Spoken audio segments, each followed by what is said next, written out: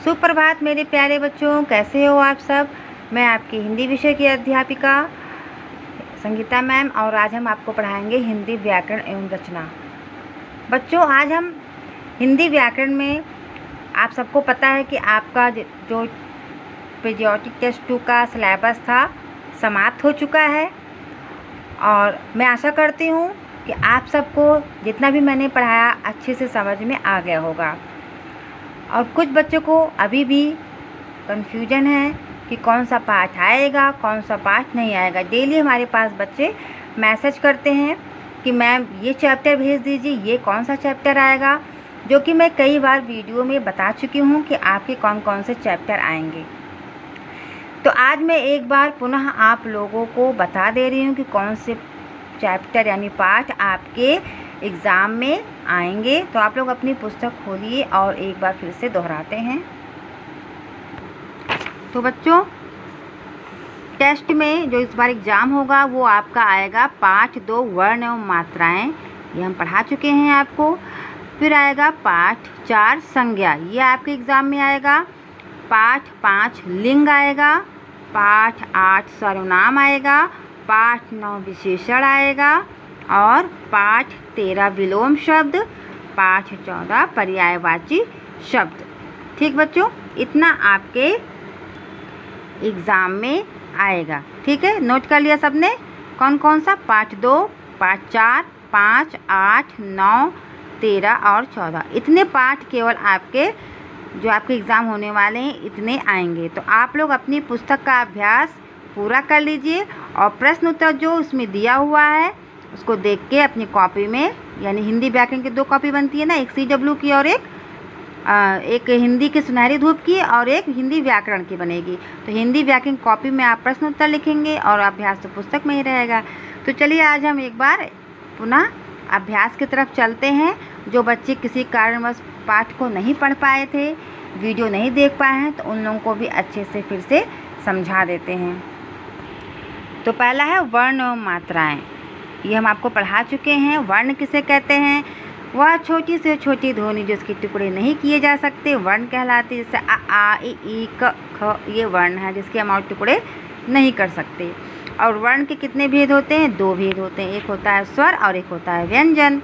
ठीक, ये हम आपकी पुस्तक में दिया है। अयोगवाह किसे कहते हैं? ये भी आपकी पुस्तक में दिया। अंग, आहा और इसी को हम क्या कहते हैं? अयोगवाह कहते हैं। संयुक्त व्यंजन किसे कहते हैं? छात्र ग्रस्रा को संयुक्त व्यंजन कहते हैं। अंतस्थ व्यंजन किसे कहते हैं? यारा लावा को कहते हैं। ऊष्म व्यंजन श, स, सा, ह को कहते हैं। और बाकी जो है चा, छा, जा, झा, या ये चा वर्ग, चा, छा, जा, झा, अड़ा, ये टा वर्ग कहलाता है। ठीक, उसके बाद संयुक्त व्यंजन आपको हमने बताया का और सा से मिलकर छ बनता है, ये संयुक्त व्यंजन होता है। आगे देखते हैं। आगे है मात्राएं। ठीक, मात्राएं किसे कहते हैं? यहाँ पे दिया हुआ है कि जो स्वरों की चिन्ह हम लगाते हैं उन्हीं को हम क्या कहते हैं? मात्राएं कहते हैं। ये जो व्यंजन पे हमने स्वरों का चिन्ह लगाया है ना, ये किससे स्वर का चिन्ह है? छोटे ई का है। छोटे ई का चिन्ह इस प्रकार होता है। तो इस जो व्यंजन पे हम स्वरों का चिन्ह लगाते हैं उन्हीं को हम मात्रा कहते हैं। ठीक, और हिंदी में कुल कितने स्वर होते हैं? 11 स्वर होते हैं। और जो व्यंजन के साथ मिलाकर हम, ये देखिए, जो व्यंजन के साथ मिलाकर हम इन पे मात्राएं लगाते हैं उन्हीं को हम क्या कहते हैं? मात्राएं कहते हैं। इस प्रकार मात्रा लगाया जाता है। घ और घर हो गया। ठीक, अब इसके अभ्यास पे आते हैं बच्चों। अभ्यास आप सबको हम करा चुके हैं, इसका प्रश्न उत्तर हम आपको करा चुके हैं। प्रश्न उत्तर जिन बच्चों ने नहीं किया है, अभी नहीं मिल रहा है, वो बच्चे हिंदी व्याकरण की कॉपी में प्रश्न लिखेंगे। वर्ण से आप क्या समझते हो? तो इन प्रश्नों का उत्तर आपकी पुस्तक में साफ साफ जैसे लिखा है वैसे ही लिख दीजिए। जैसे वर्ण से आप क्या समझते हैं, तो इसका उत्तर आप क्या लिखेंगे? आपकी पुस्तक में दिया है। देखिए, ये वर्ण की परिभाषा है ना, वह छोटी से छोटी ध्वनि जिसके और टुकड़े नहीं किए जा सकते वर्ण कहलाता है। यही आपका उत्तर है। जैसे अ, आ, इ, ई, उ, ख, क, ख आदि, यहाँ तक आप लिख डालिएगा। ठीक, फिर पूछेगा वर्ण के कितने भेद है, आप लिखिएगा वर्ण के 2 भेद होते हैं, स्वर और व्यंजन। बस इतना ही करना है आपको। अयोगवाह किसे कहते हैं, संयुक्त व्यंजन से आप क्या समझते हैं, मात्राएं किसे कहते हैं। ये सारी प्रश्नों का उत्तर आपके पुस्तक में दिया हुआ है, और जैसे लिखा है, जहाँ पे लिखा है अयोगवाह किसे कहते हैं, किन्हें कहते हैं, वही आपका उत्तर है। तो आप लोग वहाँ से देख के लिख लीजिएगा, ठीक है। अब है दूसरा, सही कथन के आगे सही तथा गलत कथन के आगे गलत का चिन्ह लगा। ये भी हम आपको करवा चुके हैं, है ना। खाली जगह भी आपको हम भरवा चुके हैं। जिन बच्चों का नहीं है वो सब देख लें ध्यान से और अपना पुस्तक पूरा कर लें। अब उसके बाद आता है संज्ञा, ठीक। पाठ 4 संज्ञा, ये आपका एग्ज़ाम में आएगा। संज्ञा किसे कहते हैं, संज्ञा की परिभाषा देखते हैं। उसे किसी वस्तु, व्यक्ति, स्थान, प्राणी और भाव के नाम को का बोध कराने वाले शब्द संज्ञा कहलाते हैं। जैसे लाल बहादुर शास्त्री, कुतुब मीनार, हाथी, भारत, ये क्या है, संज्ञा की परिभाषा में आ जाएगा। या संज्ञा किसे कहते हैं, तो इसका उत्तर एक ही है। अब संज्ञा के कितने भेद होते हैं, 3 भेद होते हैं, व्यक्तिवाचक, जातिवाचक और भाववाचक। तो ये हो गया जातिवाचक और ये हो गया भाववाचक। तो जिन शब्दों से किसी व्यक्ति या वस्तु के गुण, दशा, स्थिति, भाव का पता चलता है उसे हम क्या कहते हैं, भाववाचक संज्ञा कहते हैं। इसे जातिवाचक है और व्यक्तिवाचक है, ठीक है बच्चों। और समुदायवाचक भी है। देखिए समुदायवाचक किसे कहते हैं, जिस शब्द संज्ञा शब्द से किसी समुदाय का बोध होता है, जहाँ बहुत लोग होते हैं, जैसे सभा है, कक्षा है, सेना है, भीड़, वहाँ समुदायवाचक होता है। द्रव्यवाचक हमने आपको बताया था, जहाँ पे सोना, चांदी, तेल यानी अपनी अवस्था बदल लेता हो, वो हो द्रव्यवाचक है। इसका अभ्यास है, देखिएगा पाठ संज्ञा के कितने भेद है। भाववाचक संज्ञा से किसे आप क्या समझते हैं, जातिवाचक संज्ञा किसे कहते हैं, द्रव्यवाचक संज्ञा की परिभाषा लिखिए। तो सारे आपकी पुस्तक में दिया है, इसका उत्तर लिख लीजिएगा। अब आते हैं नेक्स्ट, इसका भी बच्चों हम आपको अभ्यास करा चुके हैं। जैसे सही कथन के आगे सही का निशान लगाइए। संज्ञा के कितने भेद होते हैं, 4 भेद होते हैं। जिस शब्द से किसी व्यक्ति विशेष का बोध हो वो जातिवाचक संज्ञा कहलाता है, नहीं वो तो व्यक्तिवाचक कहलाएगा। कलश व्यक्तिवाचक संज्ञा है, ये सही है, अभी हमने पढ़ा। पहाड़ जातिवाचक है, तो ये भी सही है ना। कलश क्या है, व्यक्तिवाचक संज्ञा है, सही है ये। आगे बढ़ते हैं बच्चों, ये सही है चौथा, ठीक है। अब आगे बढ़ते हैं, आगे बढ़ते हुए देखते हैं क्या दिया हुआ है। निम्नलिखित वाक्यों में संज्ञा शब्द छांटिए। रितिका अच्छी लड़की है, तो रितिका क्या है, संज्ञा शब्द क्योंकि नाम है। गुस्सा करना अच्छा नहीं होता, तो गुस्सा भाववाचक संज्ञा है, तो ये भी संज्ञा हो गया। फिर क्या है, राधिका, ये हमारा हो गया नाम। अनानास, ये भी नाम हो गया, है ना, फल है क्योंकि। गंगा, ये भी एक नाम हो गया। वह, ये तो सर्वनाम है। प्यारा क्या हो गया, ये भाववाचक हो गया। आगे बढ़ते हैं, नीचे लिखिए वाक्यों में भाववाचक संज्ञा लिखिए। अब बच्चों यहाँ पे फल की जगह अनानास लिखिएगा, वो क्या हो जाएगा, ये अनानास करिएगा। नीचे लिखिए वाक्यों में भाववाचक संज्ञाएं छांट कर लिखिए। ऐसे यह गर्मी का मौसम है, भाववाचक बनाना जो हमें फील होता है, तो गर्मी फील होगा, गर्मी हो गया। क्रोध नहीं करना चाहिए, क्रोध हमें कोई दिखता तो है नहीं, ये हमें फील होता है, गुस्सा आता है, तो ये हमारे मन के ऊपर है, तो ये हमारा भाववाचक है। आज मेरा दोस्त दुखी है उसका, तो ये हो गया भाववाचक। हमेशा सबसे प्यार करो, तो प्यार क्या है, भाववाचक। वह मेरा बचपन का दोस्त है, बचपन यानी छोटेपन पे जब था, तो ये भी हमारा भाववाचक है। उसी प्रकार देखिए सही कथन पर सही का चिन्ह लगाइए। कुतुब मीनार शब्द है, क्या है, ये जातिवाचक है, भाववाचक है, व्यक्तिवाचक, तो ये कुतुब मीनार व्यक्तिवाचक है। किताब शब्द क्या है, जातिवाचक है, क्योंकि कई प्रकार की किताब आते हैं ना। मिठास, ये हमारे अंदर से फील होता है, हमारा मन कहता है ये मीठा या खट्टा है, तो ये क्या हो गया, भाववाचक। अंकिता बहुत अमीर है, वाक्य में अमीर शब्द क्या है, भाव है।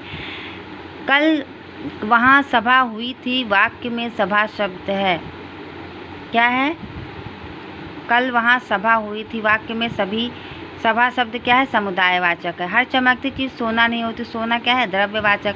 पहाड़ शब्द क्या है, जातिवाचक है। अब आते हैं 5 लिंग पर, यानी जेंडर। लिंग आप सबको हम पढ़ा चुके हैं कि शब्द के जिस रूप से संज्ञा के स्त्री या पुरुष जाति होने का बोध हो उसे हम लिंग कहते हैं, पढ़ चुके हैं ना। और लिंग के दो भेद होते हैं, स्त्रीलिंग पुल्लिंग। जिस शब्द से हमें स्त्री जाति का होने का बोध हो उसे हम स्त्रीलिंग कहते हैं। दादी, मौसी, गाय, गायिका, बिल्ली, ये सब स्त्रीलिंग है। और पुल्लिंग क्या होता है? जिस शब्द से हमें संज्ञा पुरुष जाति का होने का बोध हो उसे हम पुल्लिंग कहते हैं।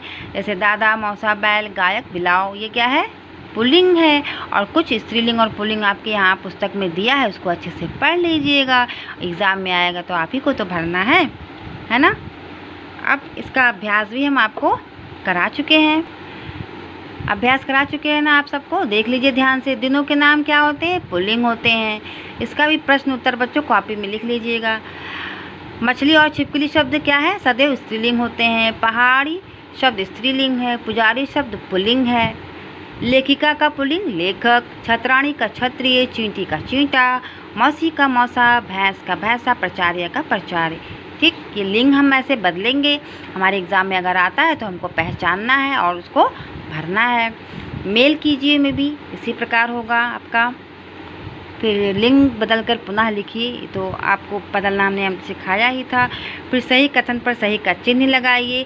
जो शब्द पुरुष जाति का बोध कराते हैं वे क्या कहलाते हैं? वे कहलाते हैं पुल्लिंग, है ना।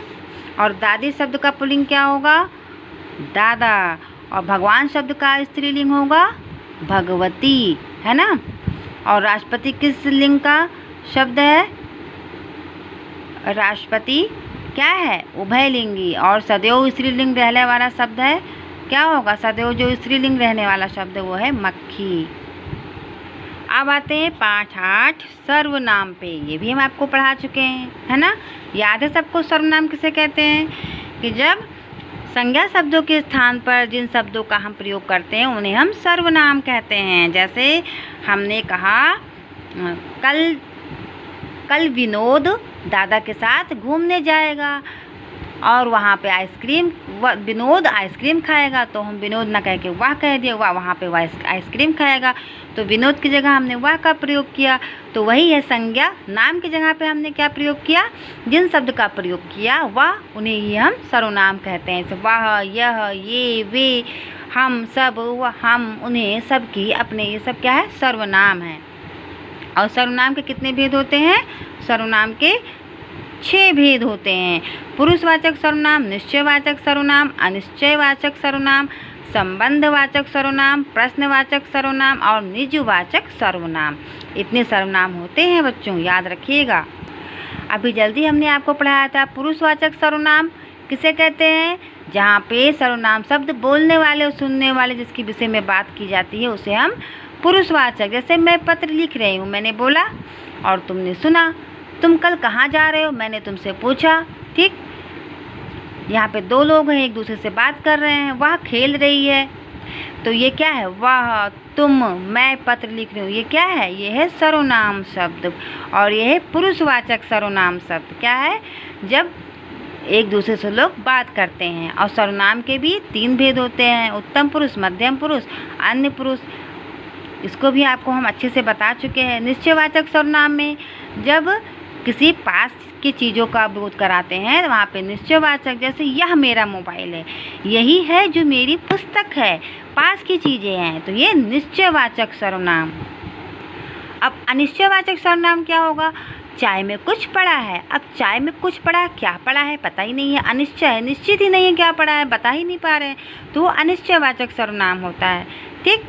संबंधवाचक, जहाँ पे एक दूसरे से संबंध होता है, जैसे जो पढ़ रहा है वह विद्यार्थी है, अब जो पढ़ रहा है वही विद्यार्थी है, जो और वह 2 है ना, तो ये संबंध स्थापित कर रहा है, तो ये हो गया संबंधवाचक सर्वनाम।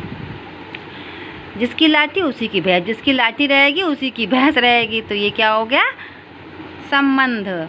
प्रश्नवाचक, जब हम किसी से कोई प्रश्न पूछते हैं तो लगाते हैं ना ऐसे इस प्रकार हिंदी में, तो ये हो गया प्रश्नवाचक। तुम क्या कर रहे हो? तुम कहाँ जा रहे हो?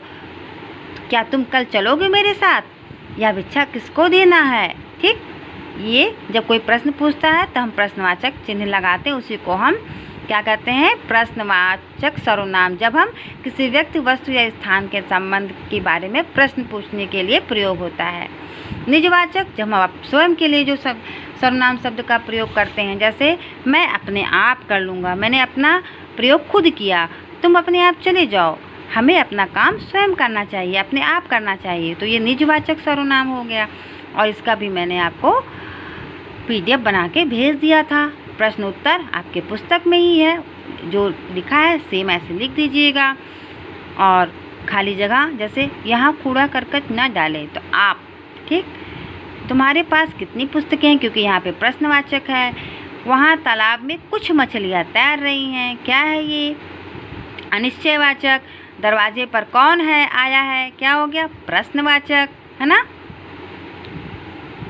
इसी प्रकार हमने सारा आपको सर्वनाम के जितने भी अभ्यास हैं करा दिए हैं, है ना। सारा आप लोगों ने पुस्तक में कर लिया होगा। ठीक है बच्चों, सबने किया है ना। जिसने नहीं किया है वो ध्यान से देख ले और अपना वर्क पूरा कर ले। तो बच्चों, अब हम अगली बार जो पढ़ेंगे विशेषण हम भी पढ़ा चुके हैं आपको। विशेषण पढ़ा चुके हैं, पर्यायवाची पढ़ा चुके हैं। इसका हमने आपको अभी PDF नहीं भेजा है, तो इसका PDF हम आपको बना के आज भेज देंगे। आप लोग उसको पूरा कर लीजिएगा। और विलोम भी हो गया है ना, और पर्यायवाची भी हो गया है। तो आप सब अब एग्ज़ाम की अच्छे से तैयारी करने में जुट जाइए, जिससे आप सबके अच्छे से नंबर आएँ। ठीक है बच्चों। और आपका टेस्ट हम कभी भी ले सकते हैं, तो आप लोग सारी वीडियो को ध्यान में रखिएगा, ध्यान से देखिएगा। 12 बजे के बाद हम कभी भी आपका टेस्ट ले सकते हैं, और क्लास में भी ले सकते हैं, कुछ भी पूछ सकते हैं। तो रिवीजन चल रहा है इस समय ना, तो आप लोग अपना काम फटाफट पूरा करिए और याद भी करते रहिए। तो आज के लिए इतना ही, मिलते हैं अगली वीडियो में। तब तक के लिए धन्यवाद।